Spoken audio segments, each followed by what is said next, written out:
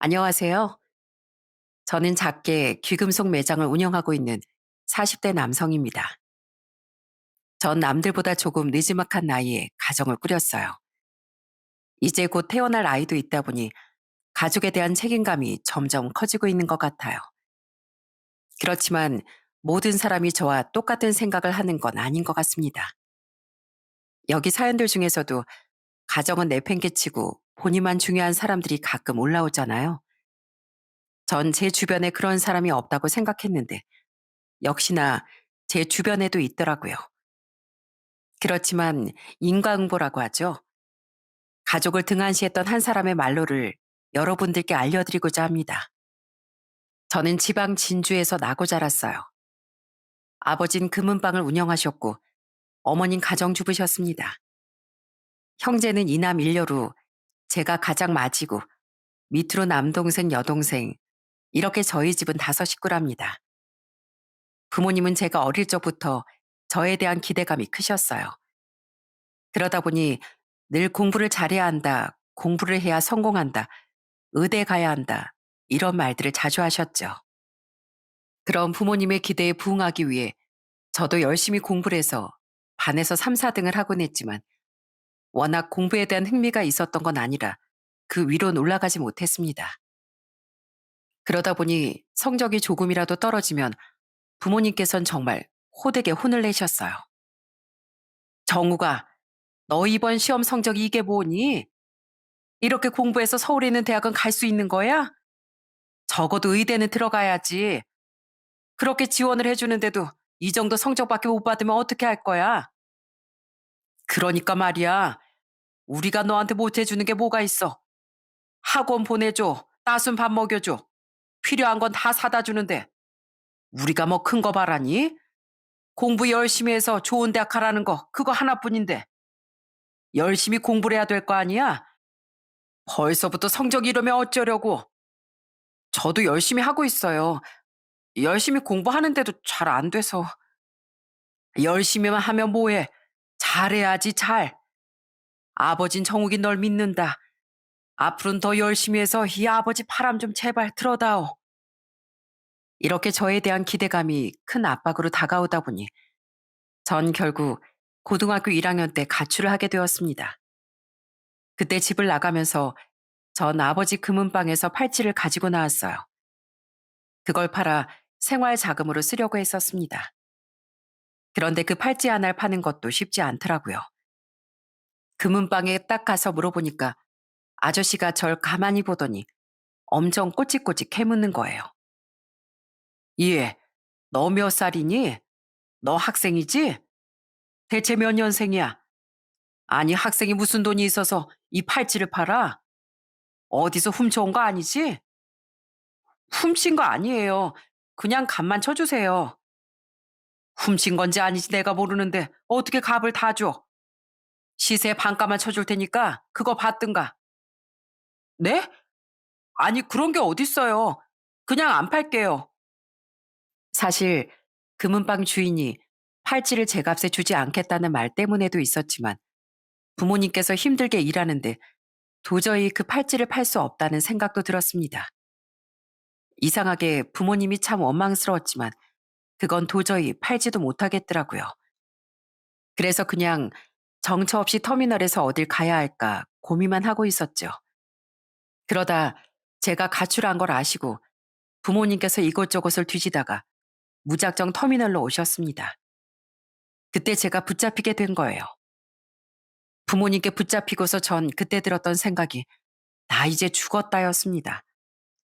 워낙 저한테 엄하고 깐깐하셨던 부모님이셨기 때문에 얼마나 혼이 날까 걱정이 아주 태산이었죠.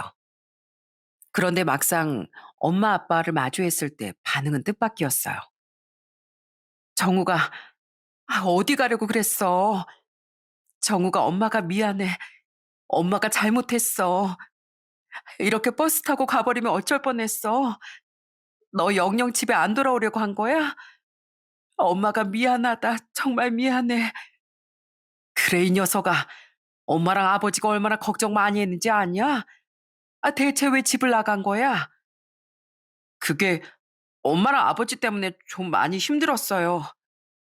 그래, 엄마랑 아버지가 다 잘못했다.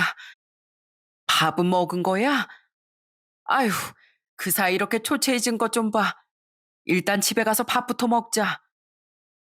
그렇게 집에 가는 동안에도 부모님은 저한테 혼 한 번 내시지 않으시고 제 손만 꼭 붙잡고 집으로 가셨어요. 예상치도 못한 반응에 저도 어리둥절하고 더 당황스러웠죠. 그러다 그 후에 밥을 같이 먹으며 부모님의 속마음을 듣게 되었어요. 정우가 아버지랑 엄마가 왜 이렇게 직장도 안 다니고 금은방 하고 있는지 아니? 우리 둘 다 집이 가난하고 그러다 보니 제대로 못 배웠어. 지금 이렇게 금은방을 하는 것도 정말 치열하게 운영하고 있는 거다. 우리가 힘드니까 니들은 좀 더 안정적인 직장을 갖길 원해서 그랬던 거야. 그래, 엄마도 미안해. 학교 선생님도 네가 조금만 집중하면 더 잘할 텐데 그러지 못해서 성적이 오르지 않는 거라고 하길래 너에 대한 기대가 우리가 너무 컸던 것 같다. 이제부턴 엄마랑 아빠가 그런 거 하나도 안 바라마. 네가 바라는 대로 그냥 평범하게 지내자. 엄마 아빠가 미안해. 진짜 진짜예요? 정말 앞으로 공부만 하는 그런 거 안 해도 되는 거죠? 그래 정우가 정욱이 네가 이렇게 힘들어하는데 어떻게 나랑 네 엄마가 너한테 강요하겠니? 앞으로 네가 알아서 잘 공부하고 그러려무나. 정말로 그 후론 부모님이 저에게 과도하게 강요하는 일은 없어졌습니다.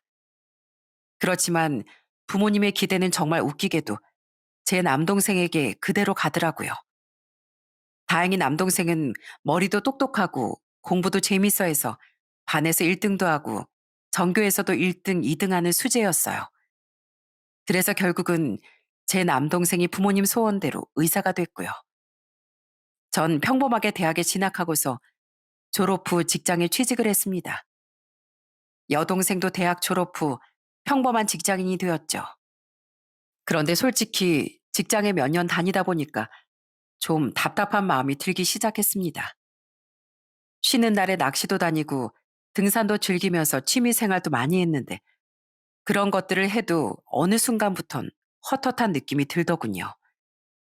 원래는 제 꿈이 그냥 평범하게 아침 7시 일어나 회사에 출근하고 6시에 퇴근하는 그런 거였는데 반복된 이 생활이 뭔가 권태로움이 느껴졌던 것 같아요. 그러다 보니 계속 이렇게는 살고 싶지 않아 다른 무언가를 해봐야 되겠다는 생각이 들었습니다. 그래서 제가 9년 동안 열심히 다니던 직장을 그만두고 시작하게 된 것은 바로 귀금속 매장이었어요. 아무래도 아버지 곁에서 여러 귀금속들을 많이 봐서 그런지 그쪽으로 제가 좀 관심이 많더라고요. 귀금속들을 보면 저도 모르게 전율도 올라오고 보기만 해도 기분이 좋은 게, 아, 제가 이 분야를 좋아하는구나 하는 생각이 들었죠. 그래서 전 귀금속 매장을 운영하기로 결심했어요. 사실 좋아하는 일을 하다 보니 너무 즐겁고 스트레스도 많지 않았는데요. 그렇지만 귀금속 매장을 하면서 정말 별의별 사람을 다 만난 것 같습니다. 한 번은 좀 젊은 사람이었는데 다이하며 돌반지며 이것저것 잔뜩 가지고 와 팔겠다던 사람이었어요. 평소라면 그냥 확인하고 판매를 하겠지만 느낌이 영 이상하더라고요. 그래서 그 사람에게 물었죠. 혹시 이거 이렇게 어디서 나셨어요? 왜요? 그냥 제가 지금까지 모은 겁니다만. 아닙니다. 그냥 한 번에 이렇게 싹 가지고 오시는 분은 많지 않아서요. 일단은 제가 확인을 해보겠습니다. 조금만 기다려 주세요. 평소와는 다르게 그 사람이 가지고 온 주얼린, 디자인도 너무 서로 제각각이었고 정말 이상하더라고요. 그래서 전 검증을 해보겠다고 하고 경찰에 몰래 신고를 하기도 했어요.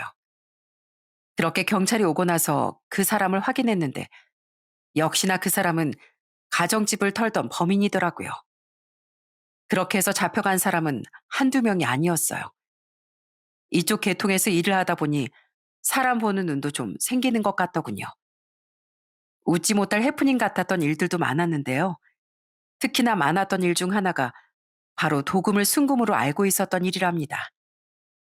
주얼리를 처분하려고 왔다가 도금이라는 사실을 알고 나서 난리가 나는 경우들도 참 많았어요. 절대 아니라면서 다시 확인을 해달라고 졸라 또다시 확인을 해보면 역시나 도금으로 밝혀지곤 했죠. 그럴 땐 저도 정말 어떻게 해야 할지 같이 난감하기도 했네요. 그것뿐만 아니라 주얼리를 몰래 훔쳐간 일도 있었습니다. 어느 날 아침에 출근을 하러 나왔는데 매장 문이 그냥 활짝 열려져 있더라고요. 너무 놀라 바로 경찰에 신고를 해 CCTV를 확인해 보니 영상을 보고서 정말 경악을 금치 못했습니다. 바로 가게 열쇠를 따서 들어온 거였어요. 나중에 경찰분이 조사를 하시며 얘기를 해주셨죠. CCTV를 확인해 보니까 그날만 온 게 아니더라고요.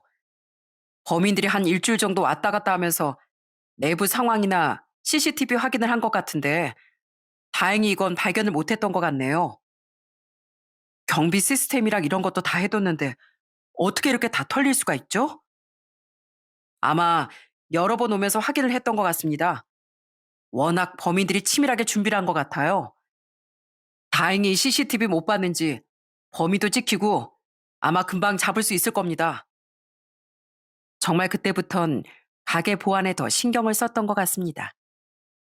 저한테 이런 일이 있을 거라곤 생각도 못 했는데 뭐든지 항상 조심해야 하는 게 맞는 것 같아요. 그렇게 몇 번 도둑이 들면서 저도 보안에 점점 더 철저한 사람이 되었죠. 그리고 안타까운 사연이 있던 날들도 있었어요. 한 번은 임산부가 다이아 반지를 가지고 온 적이 있었어요. 그러더니 울먹거리며 저한테 부탁을 하더라고요. 저, 사장님, 이거 저희 어머니가 돌아가시기 전에 저한테 물려주신 건데요. 사실 제가 이걸 팔러 오긴 한 건데 이건 팔지를 못하겠어서 혹시 그냥 이걸 담보로 돈을 좀 빌릴 수 있을까요? 정말 이렇게 부탁드립니다. 네? 아니, 그러면 전당포로 가시지 왜 여길. 그게 전당포에선 보증서가 없으면 힘들대요. 그래서 여기 온 건데 제발 팔지 않고 그냥 좀 놔두시면 안 될까요? 제가 다시 꼭 사러 오겠습니다. 네? 이렇게 부탁드릴게요. 어떤 사연인지 모르겠지만 제 앞에서 울먹거리며 사정하는 모습을 보니 정말 안타깝더라고요. 그래서 전 다이아 검증을 하고 그 값을 내줬습니다. 그리고 물건은 처분하지 않고 제가 잘 보관하고 있었죠. 좀 오래 걸리긴 했지만 다시 그 임산부가 출산을 하고서 한참 뒤에 돈을 들고 찾아와 다이아 반지를 다시 가지고 갔습니다. 그걸 보면서 참 사람들마다 각자 사연이 하나씩은 있구나 싶은 생각이 들었어요. 이렇게 이런 사람 저런 사람 만나다 보니 전 차라리 직장을 다니는 것보다 이렇게 금은방을 하는 게 제 적성에 잘 맞고 좋더라고요. 그렇게 열심히 금은방을 운영하면서 지내다 제 나이 40 초반에 한 여자를 소개로 만나게 되었어요. 여자친구는 저보다 무려 나이가 6살이나 어렸는데요. 초등학교 선생님이었고 사람이 정말 순하고 착했습니다. 처음 봤을 때부터 호감이 생겼고 자연스럽게 연애를 시작하게 되었어요. 여자친구는 정말 심성이 착하고 어진 사람이었어요. 늘 다른 사람을 배려하고 생각해 주었죠. 참 사람이 생각이 깊다는 걸 느끼게 된 계기가 있었는데요. 어느 날 같이 밥을 먹으러 가는데 횡단보도에서 갑자기 여자친구가 사라졌을 때가 있었답니다. 놀라서 어딜 갔나 봤더니 저 멀리 횡단보도 시작점에서 한 할머니를 부축하며 걸어오고 있더라고요. 전 바로 여자친구에게 달려갔죠.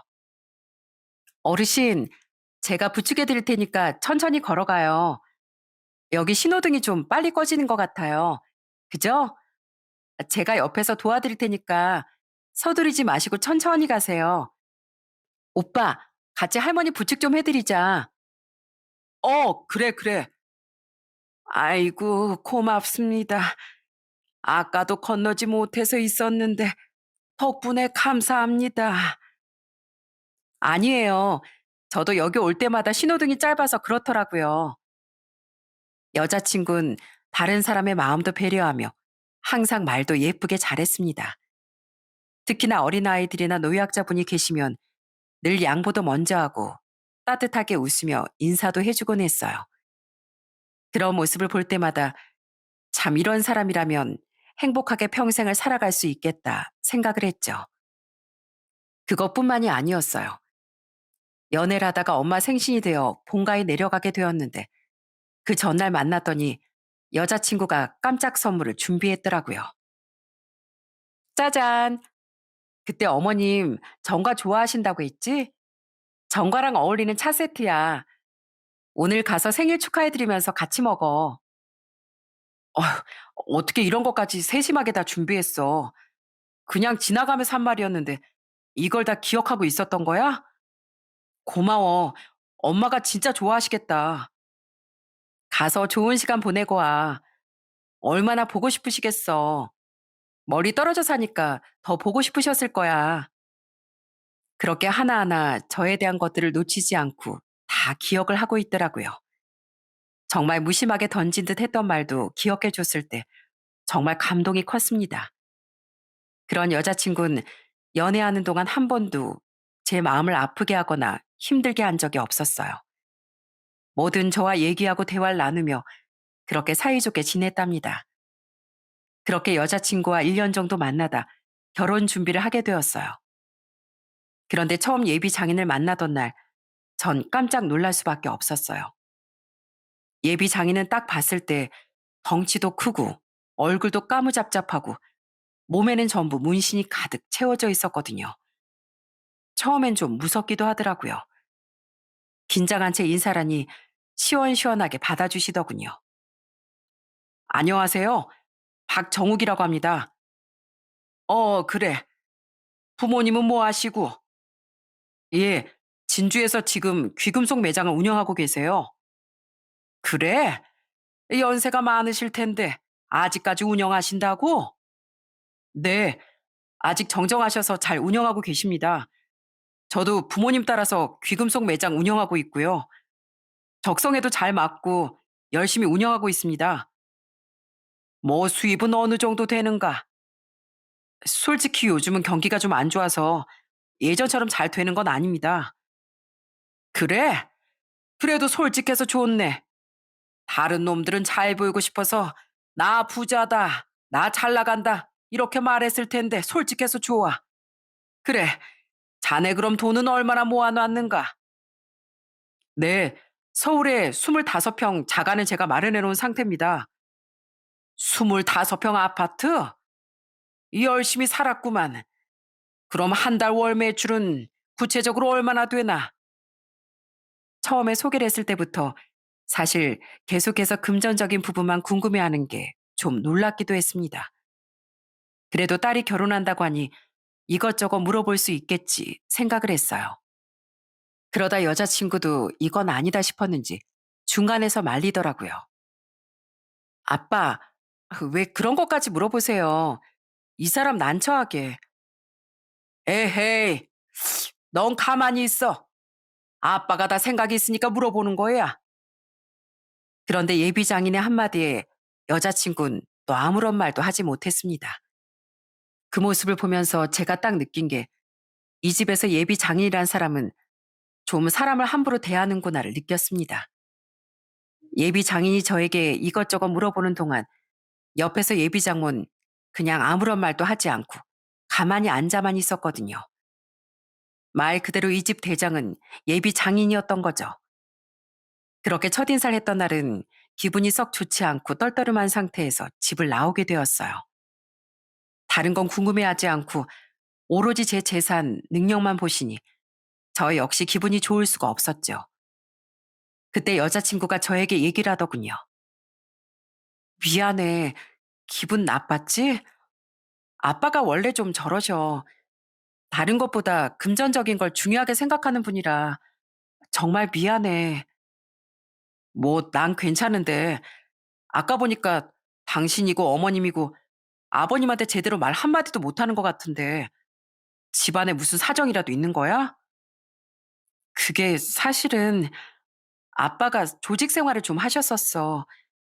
그래서 독단적이고 엄마랑 나 동생도 힘들게 하고 그래도 지금은 나이 먹고 그러니까 덜한데 솔직히 아빠 교도소에 갔을 때도 있었는데 오히려 그때가 더 마음이 편하고 그랬어. 그렇게 힘들었는데도 어머니께선 이혼은 생각을 안 하셨던 거야?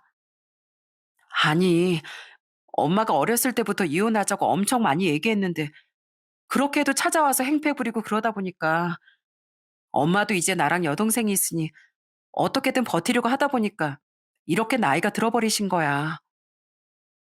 여자친구의 말을 들으며 참 마음이 아팠습니다. 사실 예비 장인을 빼고서 다른 식구들을 본다면 다들 참 순하고 성격도 좋았어요.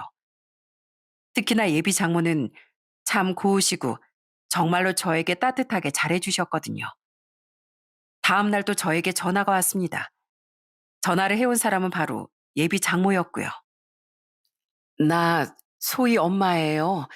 어제 잘 들어갔어요?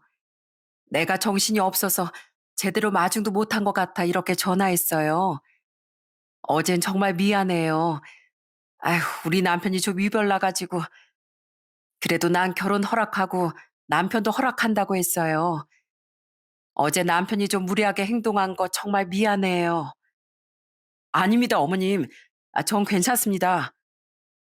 원래 말투가 좀 틱틱거리고 그런 사람이고 사람들한테도 많이 미움받고 좀 모자란 사람이에요. 이해하기 힘들겠지만 조금만 더 이해 부탁할게요. 정말 미안해요. 예비 장모는 끝까지 저에게 진심으로 사과를 하셨어요. 그렇게 사과를 하시는데 제가 뭐 더 이상 할 말이 없더라고요. 그 뒤로 결혼을 준비하면서 예비 처가 때 상황을 세세하게 듣게 되었습니다. 경제적인 부분을 서로 공유하면서 알게 된 사실은 예비 아내가 선생님이 되고부턴 주기적으로 예비 장인이 돈을 요구했다는 거였죠. 예비 아내는 이 얘기를 꺼내며 정말 속상해했습니다. 사실 아빠가 매달 50만 원씩 돈을 달라고 하셨어. 돈 안 주면 학교까지 찾아와서 전화해서 학교 들어가겠다고 하고 술 마시고 와서 행패 부리겠다고 한 적도 있어. 뭐? 언제부터 그런 거야? 설마 너 선생님 되고부터 쭉 이랬던 거야? 어, 거의 10년 동안 동생은 하도 지긋지긋해서 성인 되자마자 그냥 공장에 가서 기숙사 생활하다가 거기 지역에서 시집 가버리고 거의 왕래도 안 해.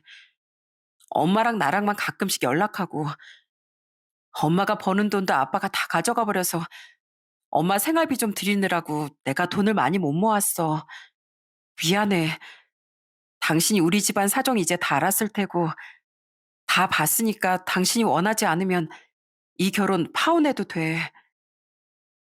너무나 슬퍼하며 말하는 예비 아내를 보면서 전 그저 손을 꽉 잡아줄 수밖에 없었어요. 어떻게든 이 사람을 지켜주고 싶다는 생각이 들었어요. 지금껏 정말 답답했던 어둠의 굴레에서 꼭 벗어나게 해주고 싶었거든요.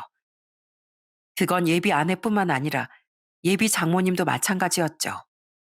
사실 누군간 이런 가정 환경이 조금 마음에 걸릴 수도 있었겠지만 너무도 착하고 좋은 예비 아내와 장모님 처제를 볼 때면 어쩌면 이렇게 밝게 잘 지냈나 싶을 정도였어요. 그래서 한 번은 제가 직접 물어본 적도 있었답니다. 그때마다 예비 아내는 항상 이렇게 잘할 수 있었던 이유가 장모님 덕분이라고 했어요. 크면서 힘들지 않았어? 아버님이 그러시면 삐뚤어질 법도 한데 항상 당신 볼 때마다 늘 밝아 보여서 궁금했어. 다 엄마 덕분이지 뭐. 사실 아빤 일도 제대로 한 적도 없었고 매번 엄마한테 돈만 달라고 했으니까 집에 들어가는 게 그렇게 싫었는데 엄마가 우리를 위해서 참는 걸 알았으니까 도저히 삐뚤어질 수가 없었어. 난 부모님이 공부하라고 했을 때도 너무 힘들어서 집을 나갔었는데 말이야. 정말 대단하다, 소희야. 세상에 내가 제일 힘든 것만은 아니잖아. 그땐 오빠도 힘들고 괴로웠겠지. 이해해. 이렇게 늘 다른 사람을 배려하고 이해하는 예비 아내를 볼 때마다 어떻게든 더 행복하게 해주고 싶었어요. 다행히 결혼을 준비하는 동안 큰 사건 없이 수월하게 준비를 할 수 있었어요. 어차피 신혼집은 제가 마련한 아파트에서 시작할 거고 거기에 가정 가구들도 다 있었으니 예비 아내는 그냥 몸만 들어와 살면 되는 상황이었거든요. 저희 집에 인사를 갔을 땐 부모님도 예비안을 무척이나 마음에 들어 하셨어요. 제가 미리 다 상황을 어느 정도 설명했는데도 모두 이해하시고 오히려 예비아내가 대단하다 치켜 세우셨습니다. 이제 우리 한 가족 될 사이인데 너무 불편해하지 말고 차차 친해지자구나. 우린 다른 거 바라는 거 없고 그저 둘이서 사이좋게 잘 지내길 바랄 뿐이다. 알았지? 네, 아버님, 어머님, 저 부족한 부분이 많지만 예쁘게 봐주셔서 감사드려요. 혹시 제가 준비해야 될 예단이 있을까요? 말씀해 주시면 제가 성의껏 잘 준비해 볼게요. 예단은 무슨 그런 거 신경 안 써도 된다. 니들끼리 행복하게 잘 사는 게 우리한텐 제일 중요한 거야. 소희야 괜찮어. 아이 그렇게 마음 써준 것만으로도 고맙구나. 그렇게 부모님의 축복 속에 저희는 결혼을 준비했습니다. 사실상 가장 큰 걱정이었던 건 바로 상견례였어요. 그 자리에서 혹시나 예비 장인이 뭐라고 하진 않을까 좀 걱정을 많이 했는데 생각보다 별말 없이 지나가시더군요. 예단 얘기가 나왔을 때만 조금 섭섭해 하셨지만 안 하기로 다 결정을 했다고 말하니 그때부터 별말을 하지 않으셨어요. 그래서 모든 게 잘 마무리가 되었구나 생각을 했어요. 그렇게 결혼 준비를 하고 있던 어느 날이었습니다. 그날은 날씨도 많이 덥다 보니 길거리에 사람도 적었던 한적한 날이었어요. 점심쯤 되었을 때 갑자기 가게 문이 딱 열렸습니다. 매장 문을 열고 들어온 사람은 다름 아닌 예비 장인이었어요. 어? 장인어른, 여기까지 어쩐 일로? 아, 박서방. 내가 한번 꼭 여길 와보려고 했는데, 이제야 오게 됐네. 이야, 깔끔하고 좋구만. 그나저나 오늘은 좀 바쁜가? 아닙니다. 오늘 좀 한가합니다. 그런가? 아니, 내가 다른 건 아니고, 팔찌 좀 보러 왔는데 말이야. 요즘 팔찌 시세가 어떻게 되나? 예비 장인은 귀금속 매장 안을 이리저리 둘러보면서 저에게 물었습니다. 전 예비 장인의 말을 듣고 좀 의아했어요. 그동안 결혼 준비를 할 때 사실 별다른 연락도 없고 그래서 그래도 딸 결혼엔 크게 관여하지 않는구나 했었거든요. 그런데 갑자기 이렇게 뜬금없이 찾아온 거였죠. 전 그래도 예비 장인께 예의를 갖춰 얘기를 했어요. 네, 아버님. 지금 한 돈에 35만 원 정도 합니다. 이야, 그새 금값이 그렇게 올랐어? 많이 올랐구만. 그러면 한 양에 한 350 정도 되겠구만. 네, 거기서 조금 차이가 날 순 있어요. 그러면 한 5냥짜리 팔찌 지금 볼 수 있는 거 있나? 네, 하나 보시겠어요? 마침 전시되어 있는 게 하나 있는데 한번 보시죠. 처음엔 예비 장인이 이것저것 꼼꼼하게 물어보는 걸 보니 팔찌를 구입하려고 오신 건가 생각을 했어요. 그래서 저도 전시가 되어 있던 제품을 꺼내와 예비 장인에게 보여드렸죠. 예비 장인은 팔찌를 자신의 팔에 차보더니 여기저길 살피며 체크를 하시더라고요. 역시 팔찐 한 양짜리보다 이렇게 5냥짜리는 좀 돼야 두껍고 뽀대가 난다니까. 어쩜 나한테 맞춘 것처럼 이렇게 딱 맞나? 이거 아주 내 거다 내 거. 딱 내 거네. 그러네요. 아버님 팔에 딱 맞는 것 같네요. 디자인이나 이런 건 따로 안 보시나요? 에휴 됐어. 이게 딱 좋아. 아무튼 간에 고맙네. 네? 그게 무슨 말씀이신지. 이거 처가해주는 예단이라고 생각하게. 뭐 하나 해줘야지. 네? 아버님, 그래도 갑자기 그러시면. 아니, 남의 귀한 딸 데려가 놓고 지금 고작 이게 아깝다는 건가? 아니, 그게 아니라요. 아버님. 예비 장인은 정말 당당하고 뻔뻔하게 욕을 하더라고요. 제가 당황해하자 그걸 보고선 더 당연하다는 듯이 큰 소리를 치시더라고요. 내가 우리 딸 키우려고 얼마나 고생했는 줄 알아? 우리 딸 공무원이야, 공무원. 평생 직장이라고? 어? 자네가 어디 가서 이런 일 하면서 초등학교 교사를 만날 수 있을 것 같아? 내 딸 데리고 가려면 이 정도는 껌이지 껌. 내가 지금도 한 10량짜리 하려다가 아이 그래도 자네 생각해서 참은 걸세. 내가 정말 양심 있는 사람이야. 아무튼지 이건 그렇게 알고 난 가볼 테니까 장사 잘하고 나중에 또 봄세. 정말 어처구니가 없어서 말문이 턱 막히더라고요. 지금으로부터 2년 전이긴 하지만 그때 당시에도 금 시세가 많이 올랐었거든요. 그 당시 단양이라고 하면 50돈이니 거의 중고차 한 대 값이 될 정도였어요. 정말 너무 황당하고 아주 머리가 멍해졌습니다. 어쩜 저렇게 뻔뻔하고 당당한지 제 표정을 보면서도 앞에서 해맑게 웃고 그냥 가버리는 모습을 보니까 진짜 뒤통수를 한 대 맞은 느낌이었어요. 이걸 처음엔 어떻게 해야 될지 모르겠더라고요. 그때 마침 예비 아내가 저에게 전화를 걸어왔습니다. 밥은 먹었어?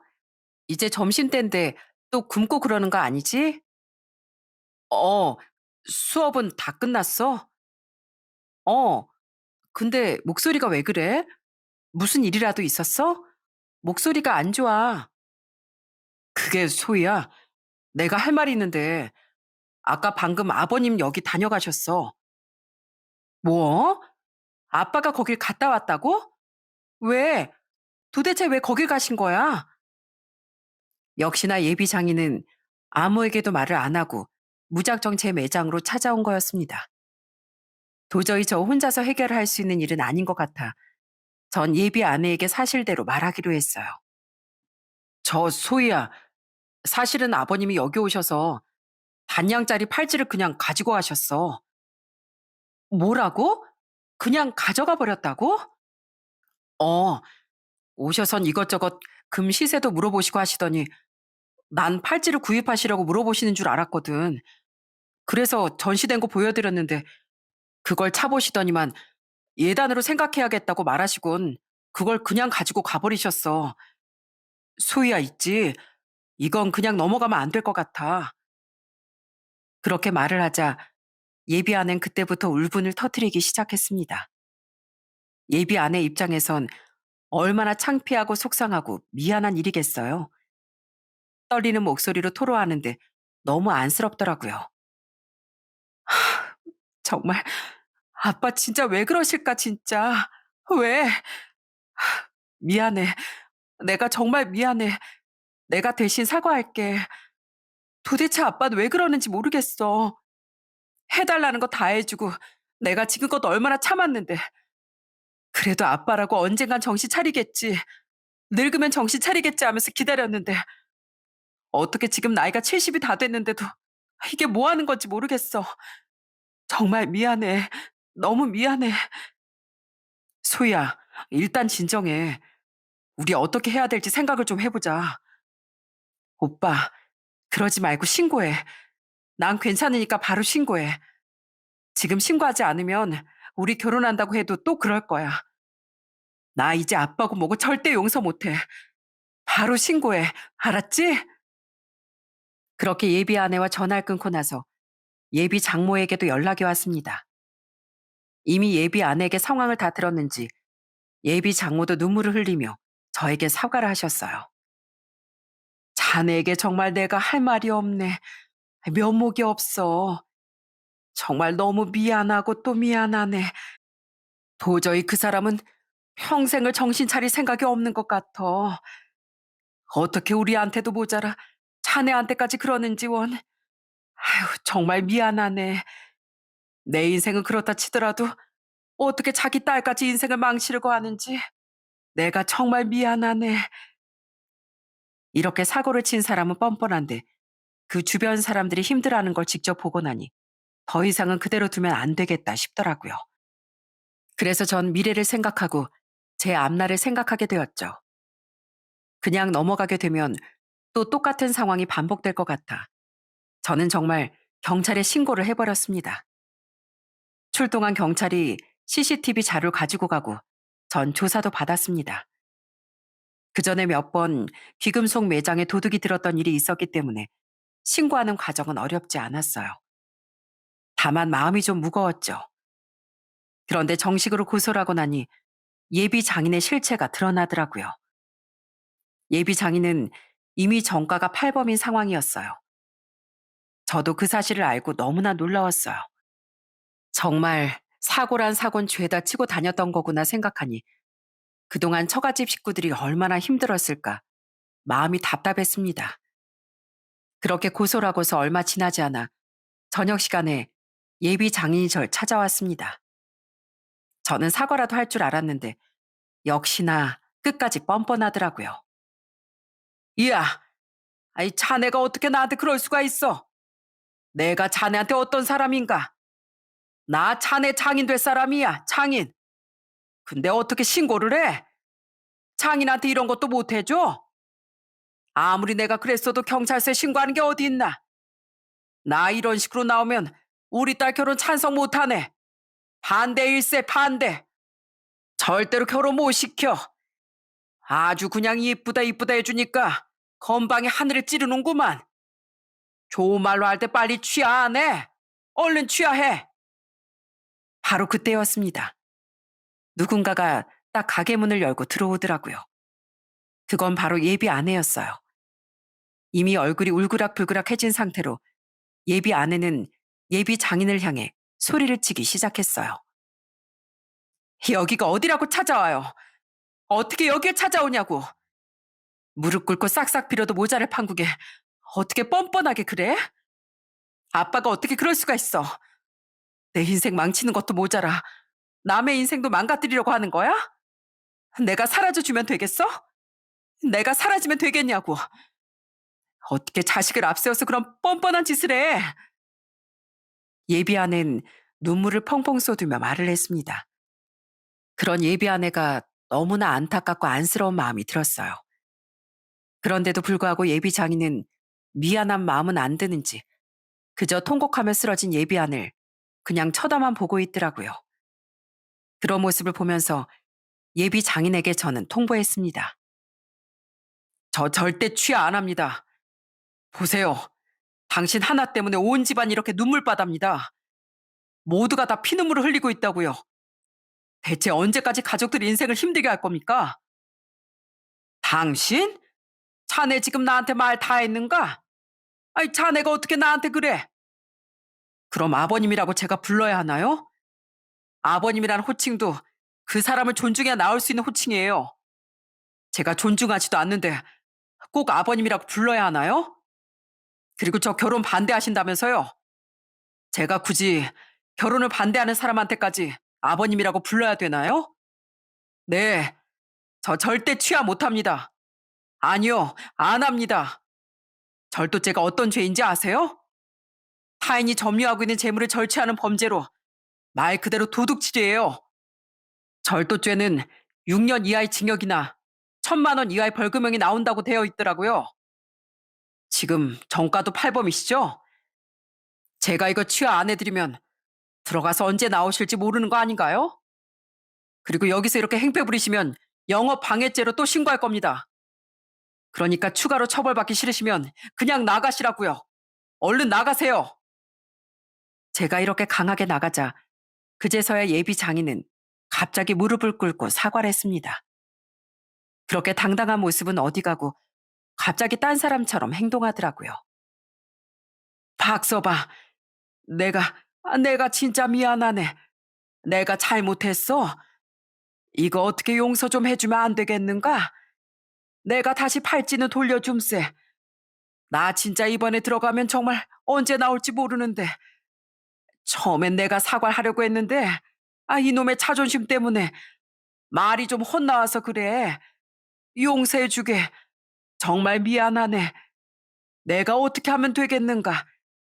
내 자네가 원하는 대로 다 할 테니 제발 용서만 해주게. 그럼 오늘은 좀 돌아가세요. 가시라고요. 그렇게 예비 장인은 매장을 나갔고 전 울고 있는 예비 아내를 옆에서 다독거리며 달래줬습니다. 정말 100번이고 1000번이고 생각을 해봐도 예비 장인만 아니라면 너무나 좋은 사람이고 좋은 가족들이었기에 이 사태를 어떻게 현명하게 해결해야 할까 고민이 많았어요. 그러다 며칠 후 예비 장인이 다시 절 찾아왔더라고요. 그때 전 예비 장인에게 얘기를 했습니다. 박서방, 그래 생각은 좀 해봤나? 그 고소 제발 취하 좀 해주게. 나 정말 이번에 들어가면 거기서 생이 끝날 것 같아서 그러네. 어, 제발 부탁 좀 함세. 그럼 제 조건을 들어주시겠다고 하시면 제가 취하겠습니다. 그래, 아이 어서 말해보게. 내가 다 들어주지. 뭔가? 첫 번째, 장모님과 아내, 처제 더 이상 괴롭히지 않을 것. 그리고 두 번째, 앞으로 어떠한 금전적 요구를 하지 않을 것. 이 두 가지 꼭 지키겠다고 약속해 주세요. 만약 이 약속 안 지키시면 어떻게 하시겠습니까? 아이, 그럼 이 약속 안 지키면 난 더 이상 자네 장인이 아닐세. 날 막대해도 되고 더 이상 우리 딸 아내랑 내 인연 끊겠네. 그 정도 각오가 다 돼 있어. 그럼 여기 각서에 사인하시죠. 이미 음성 녹음도 다 했습니다. 그러니까 약속 꼭 지키세요. 아유, 고맙네, 고마워. 내가 약속은 정말 꼭 지키겠네. 고맙네. 그렇게 전 예비 장인에게 각서를 받고 나서 경찰서에 가 고소를 취하했습니다. 그렇게 되자 예비 장인은 그땐 정말 고마워하면서 너무 좋아하더라고요. 그렇게 해서 저흰 그 후에 결혼식을 올리고 부부가 되었답니다. 그럼 여러분들 예비 장인이 정말 그 약속을 지켰을까요? 안 지켰을까요? 그 약속이 와장창 깨지게 된 건 결혼하고 나서 얼마 지나지 않았을 때였어요. 또 술을 마시고 와서 장모님을 못 살게 굴었는데 그 이유는 바로 돈 때문이었어요. 아낸 그 사건 이후로 50만 원씩 장인에게 돈을 주지 않았고 장모님에게만 생활비를 좀 지원해 드렸습니다. 그런데 장인이 그걸 알고 돈을 달라고 했는데 장모님이 그 돈을 주지 않자 손찌검을 했다고 하더라고요. 저는 바로 장모님 연락을 받고 처갓집으로 달려갔어요. 그랬더니 집안은 아주 엉망이 되었고 장모님은 바닥에 앉아 울고 계시고 장인은 씩씩거리며 소파에 앉아 계시더군요. 그 꼴을 보고선 저는 정말 머리 끝까지 화가 났습니다. 그리고 장인에게 바로 얘기를 했어요. 저희 각서 쓰신 거 생각나시죠? 더 이상 이제 장인어른은 저희 가족이 아닙니다. 약속 못 지키시면 인연 끊는다고 하셨죠? 그러니까 더 이상 여기 찾아오지 마세요. 뭐 이 자식아? 이게 진짜 장인을 뭘로 보고. 야, 이 자식아. 나 한때 얼마나 잘 나가는 줄 알아? 너 같은 거 내 눈도 못 마주쳤어. 어? 그래요? 그럼 저도 한번 힘으로 해볼까요? 누군 힘이 없어서 그냥 있는 줄 압니까? 전 그 눈 그냥 보고 싶지 않습니다. 힘 자랑하실 거면 나가서 실컷 하시든지 앞으로는 신경 안 쓰겠습니다. 그렇게 저희는 장모님을 모시고 나와버렸어요. 그 후로 장모님은 큰 결단을 내리셨죠. 바로 장인에게 이혼 소장을 보내는 것이었습니다. 그때 두 분의 연세가 장인이 70이었고 장모님이 67세였는데 정말 황혼 이혼을 하시게 되었어요. 처음엔 다 늙어 이혼을 한다는 게 무슨 소용인가 하셨지만 서류로 엮여 있는 것조차 싫으시다며 모든 걸 다 끊겠다 생각을 하신 거였죠.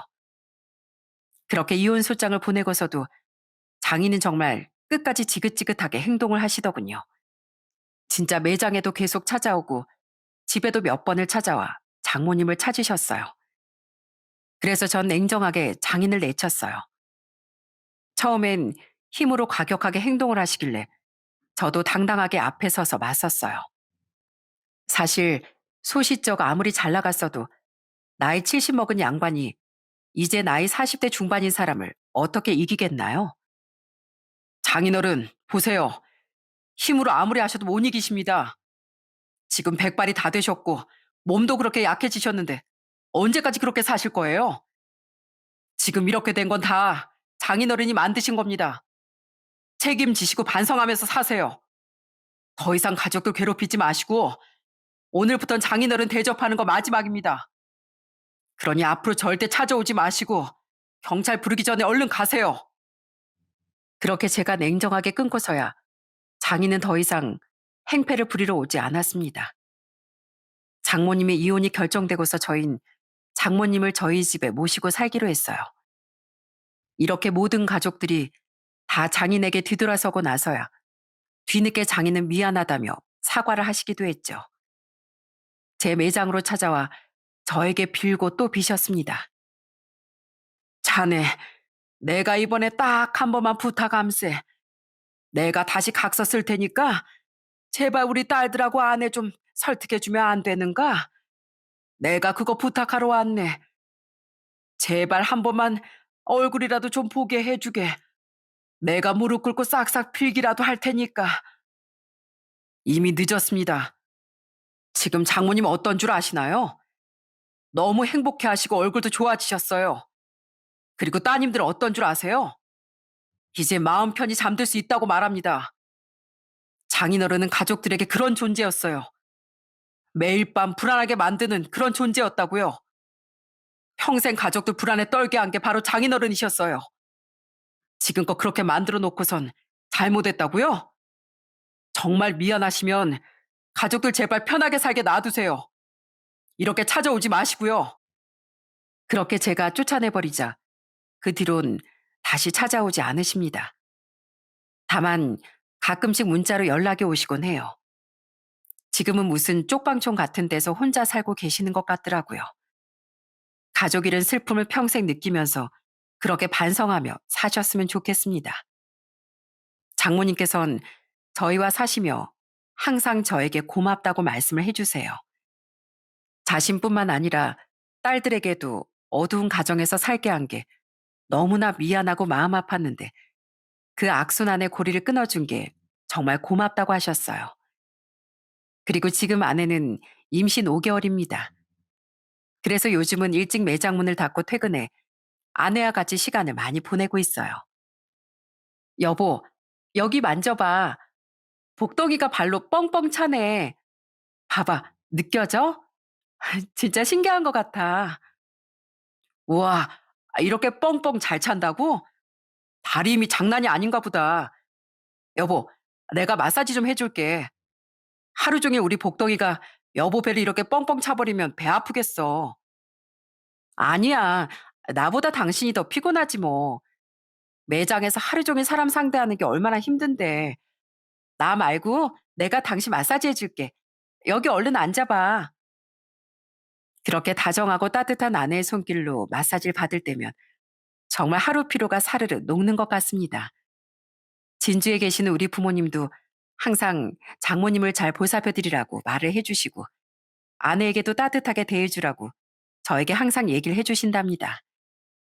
그러다 보니 아내도 진주에 내려가면 얼마나 잘하는지 몰라요. 하나라도 더 나서서 싹싹하게 해보려고 노력하는 모습을 볼 때마다 정말 결혼을 잘했구나 하는 생각이 듭니다.